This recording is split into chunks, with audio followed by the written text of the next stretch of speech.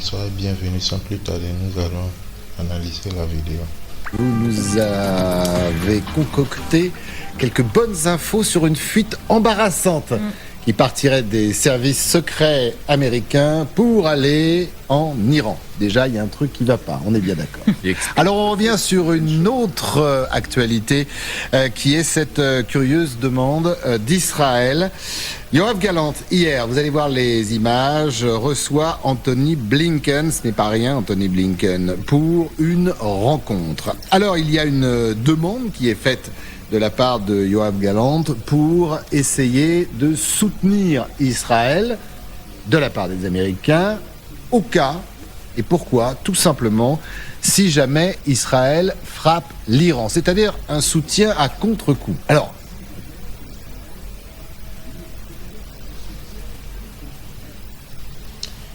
là, moi, je pense que tout ça, c'est une mise en scène. C'est une mise en scène pour essayer de tester un peu l'Iran. Pour essayer de tester la réaction de l'Iran. L'agitation de l'Iran, comment l'Iran se comporte. Je pense que tout ça, ça fait partie d'une grande mise en scène. Parce que ces pays occidentaux pourrait se demander qu'ont répondu les Américains. Eh bien, c'était ce matin, juste avant de reprendre l'avion, le même Anthony Blinken répond à cette question. Nous sommes résolus à défendre Israël face aux attaques qu'elle subit de la part de l'Iran et de ses mandataires. Nous nous tenons aux côtés d'Israël. Il faut savoir que c'est Israël qui a assassiné Ismaël en Iran. Alors qu'il était un invité exceptionnel pour le pouvoir en place. Il était un invité spécial. Et les Israéliens l'ont assassiné, notamment par le service secret du Mossad. Voilà. C'est Israël qui a assassiné, c'est Israël qui a tué, c'est Israël qui a provoqué, c'est Israël qui des frappes. L'Iran a toujours averti Israël d'arrêter. Et ils ont toujours continué. Avec les narratifs qui disent qu'ils cherchent à provoquer l'Iran, ce qui fait calmer l'Iran. Moi, je pense que c'est totalement faux.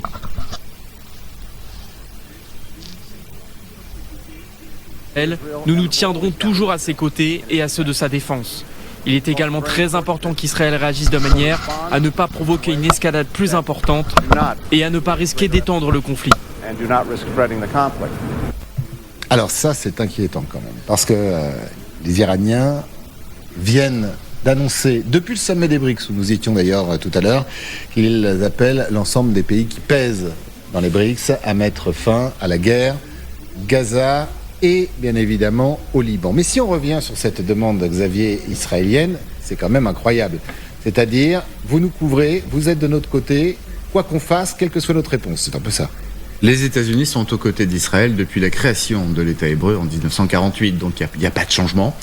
En fait, ce qu'on attend, c'est la riposte israélienne à l'attaque du 1er octobre dernier de l'Iran sur Israël, vous vous en souvenez. Cette riposte n'a toujours pas eu lieu. Elle aura lieu un jour ou l'autre. Est-ce qu'elle aura lieu avant l'élection américaine ou après ça Parce qu'Israël a beaucoup provoqué l'Iran. Et l'Iran a réagi. Notamment, ils ont assassiné les dirigeants du Hezbollah, après qu'ils ont conclu un accord secret entre eux et ces dirigeants du Hezbollah. Donc ils craignaient rien en fait des attaques d'Israël. Ils se sont rassemblés quelque part pour en débattre sur les accords. Et là, les dirigeants israéliens les ont trahis en bombardant tous ces alentours-là.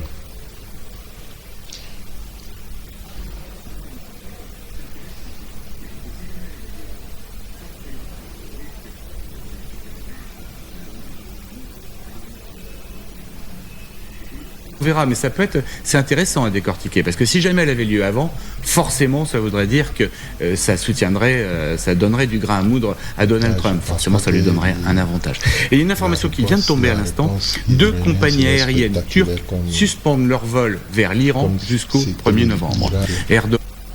Je pense qu'ils vont prendre les avions, les F combien, les F-34 ou F combien. Ils vont essayer de cibler des cibles. Je pense qu'ils ne vont pas attaquer les endroits nucléaires. Ils ne vont pas attaquer aussi les pétroles. Ils ne vont pas attaquer aussi le chef du régime. Je pense qu'ils vont attaquer les bases. Normalement, ils doivent attaquer les bases. Mais comme les Israéliens sont dans une logique d'injuste,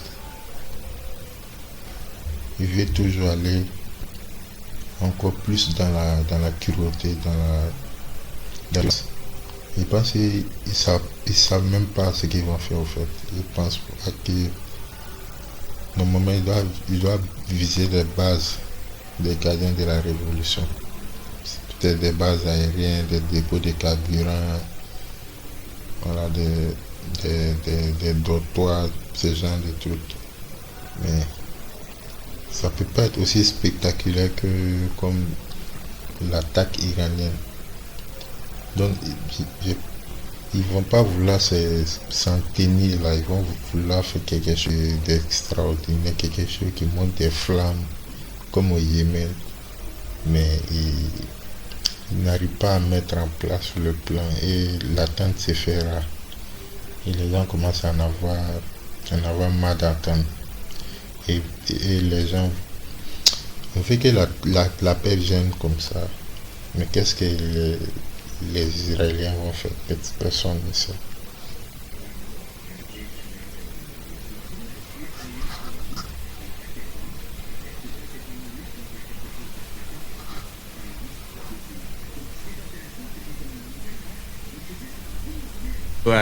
Est avec Poutine, avec l'Iranien aussi, à Kazan. Est-ce que ça, c'est un indice comme quoi quelque chose va se passer? Enfin, en tout cas, c'est un indice de plus. Donc, ce qui est intéressant, c'est qu'Antony Blinken, là, il faisait son 11e voyage au Proche-Orient, en Israël, depuis le 7 octobre, depuis les massacres terroristes du Hamas. Il venait demander quoi? Il ne venait pas amener le soutien des États-Unis, il venait demander à ce qu'enfin il y ait de vraies négociations, d'une part pour libérer les otages, d'autre part pour un cessez-le-feu, pour mettre fin un jour à cette guerre et à celle du Liban. En échange, les otages, la vie des otages, Benjamin Netanyahu s'en fout complètement.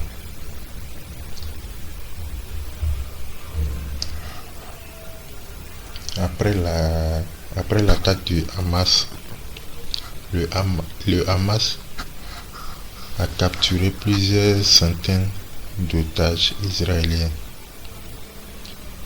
auxquels ils pourront utiliser comme monnaie d'échange plus tard.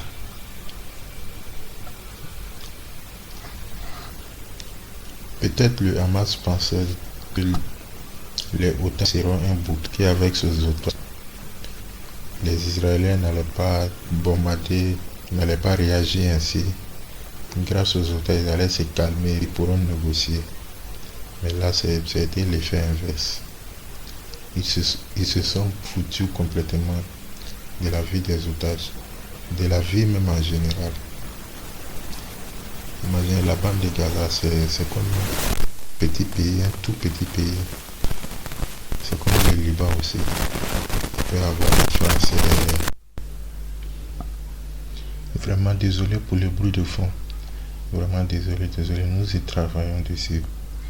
Les prochaines vidéos, notamment la partie d'Israël, serait vraiment propre.